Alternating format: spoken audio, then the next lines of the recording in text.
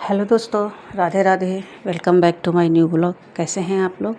I hope बहुत अच्छे होंगे और आपकी स्टडी और पढ़ाई दोनों टाइम से चल रही होंगी। और मेरी भी पढ़ाई थोड़ी थोड़ी हो रही है, थोड़ी कभी नहीं होती है, कभी व्यस्त हो जाते हैं कहीं काम में कहीं कुछ। तो बस ऊपर नीचे अभी रूटीन्स तो नहीं बना पाए पूरा कि नहीं। सुबह से बैठ जाते हैं पढ़ने या काम के बाद बैठ जाते हैं, जब मुझे टाइम मिलता है तभी बैठते हैं। और किसी किसी दिन ऐसा होता है कि थकावट सी लगती है तो पढ़ाई नहीं भी होती है। तो आप लोग अपनी पढ़ाई करते रहिए, जितना अच्छा हो सके उतनी पढ़ाई करते रहिए। पता नहीं कब नोटिफिकेशन आ जाए, तो पढ़ाई चालू रखना ज़रूरी है। और इसके साथ ये होता है ना कि हम लोग सिर्फ अब नोटिफिकेशन का ही इंतज़ार कर रहे हैं कि जब आएगा बताएंगे तभी पढ़ाई करेंगे, नहीं तो पढ़ाई में उतना मन नहीं लग रहा है। क्योंकि अभी रिज़ल्ट देख लीजिए, टीजीटी का जो आया है उस हिसाब से बहुत सारे लोग जो है निराश हताश हो गए हैं। क्योंकि लगता है कि आगे पता नहीं पढ़ाई के साथ रिज़ल्ट अच्छा देंगे कि नहीं देंगे, कैसे आएगा, क्या होगा, कुछ समझ नहीं आ रहा।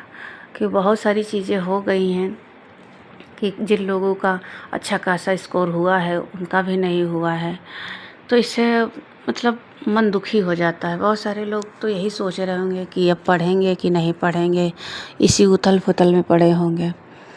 तो हमारा मानना ये है कि जो होगा वो बाद में देखा जाएगा, लेकिन जो आज है उसको देख लीजिए। आगे वैकेंसी आ रही है, हो सकता है उसमें ज़्यादा हो, उसमें कम वैकेंसी थी और इसमें ज़्यादा निकाली जाएंगे, तो उसमें छोड़ के इसमें अब ध्यान दीजिए। जो हो गया सो हो गया, अब तो उसमें कुछ नहीं कर सकते। क्योंकि अब कोर्ट केस भी हुआ है, तो उसमें कोई ज़रूरी नहीं कि एग्ज़ाम करवाया जाए।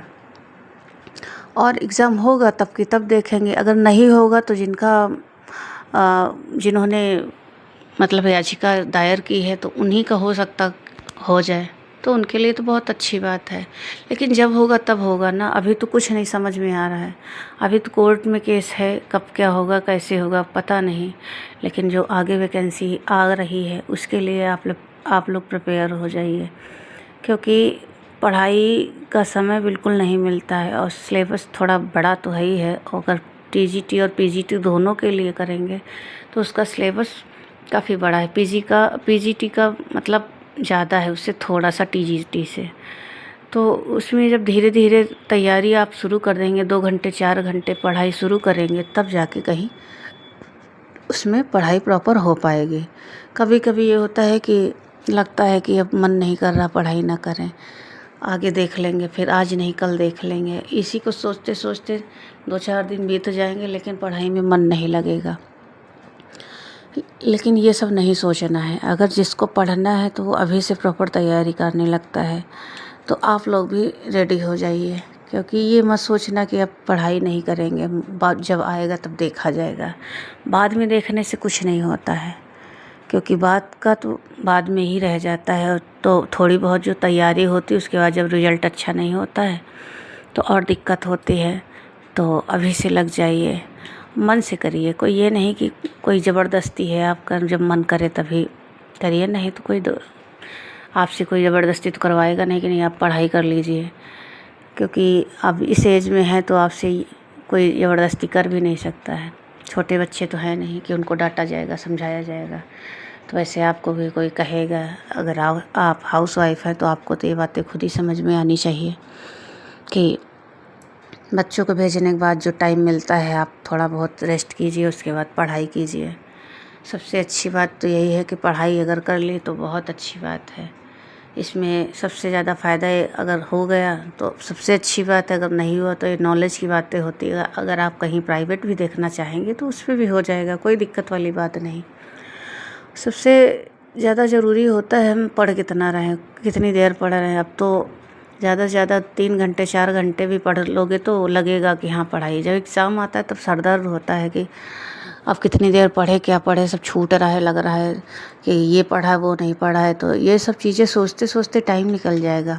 तो इससे अच्छा धीरे धीरे अभी से जो चीज़ें हैं उनको 1-1 घंटा देना शुरू कीजिए। एक घंटे में कुछ कुछ निपटाएंगे। कुछ संस्कृत का पढ़ेंगे, कुछ व्याकरण का पढ़ेंगे, कुछ साहित्य का पढ़ेंगे। ये सारी चीज़ें जब पढ़ेंगे तब जाके समझ में आएगा कि हाँ ये चीज़ें समझ में आ रही हैं। तो फिर उसके बाद लास्ट में तो मॉक और PYQ ही लगाए जाते हैं। तो इन सब चीज़ों को बहुत ध्यान देना पड़ता है। कभी कभी ये होता है कि मन नहीं भी होता और घर में काम भी बढ़ जाते, कोई आ जाता है तो मतलब पढ़ाई में रुकावट भी हो जाती है। कोई ये तो है नहीं कि लगातार हम लोग बस काम ख़त्म किया पढ़ने बैठ गए। बहुत सारी जिम्मेदारियाँ होती है हाउसवाइफ के बाद, तो ज़रूरी नहीं है कि उतना समय दे पाए। कभी कम टाइम मिलता है, कभी ज़्यादा टाइम मिलता है, मगर मिलता ज़रूर है। बस उसी काम में एक्स्ट्रा काम निकालने की ज़रूरत नहीं है। जो काम हो रहा है वैसे कर लीजिए और धीरे धीरे पढ़ाई शुरू कर दीजिए, जैसे मैंने शुरू कर दी है। कभी टाइम निकल रहा है, लेकिन कभी कभार ये होता है हमारे घर में थोड़ी सी दिक्कतें हैं, तो हर समय ये चीज़ें बताना अच्छी बात नहीं है। लेकिन मुझे जब समय लगता है तो मैं पढ़ लेती हूँ, और किसी को अच्छा भी लगता है, किसी को नहीं भी अच्छा लगता है, तो कोई दिक्कत वाली बात नहीं। पढ़ाई तो हम अपने लिए कर रहे हैं, ना कि किसी और के लिए।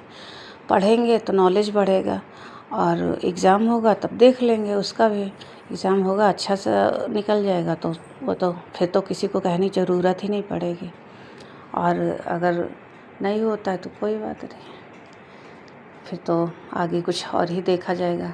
चलिए फिर मिलते हैं नए ब्लॉग के साथ। तब तक के लिए राधे राधे। आप लोग कंटिन्यू पढ़ाई करते रहिए, हम भी करेंगे, और देखते हैं कितना क्या होता है, कैसे समय निकलता है। आप लोग निकालते हैं, हमारा तो निकलने लगा है धीरे धीरे। बच्चों को भेजने बाद संडे वाले दिन ज़्यादा पढ़ाई नहीं हो पाती, तो फिर आप लोग कंटिन्यू बने रहिए, और जो आपके पास किताबें हैं उन्हीं के साथ काम शुरू कर दीजिए। बाकी का तो जो होगा सब देखा जाएगा। चलिए मिलते हैं, तब तक के लिए Radhe Radhe. Thank you. Like करिएगा, शेयर करिएगा, सब्सक्राइब ज़रूर करिएगा, और कमेंट ज़रूर किया करिए कि कैसे लगते हैं आपको हमारे वीडियो, या हमारी कोई कमी है तो वो ज़रूर बताइएगा। Thank you.